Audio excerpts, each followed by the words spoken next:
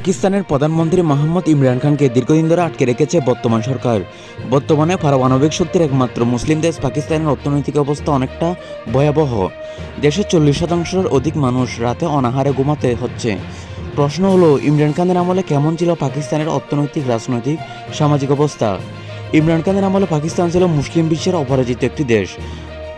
তার আমলে পাকিস্তানের 150টির অধিক পারমাণবিক বোমার যোগান দিয়েছিল, যা এখনও শত শত দেশের স্বপ্ন।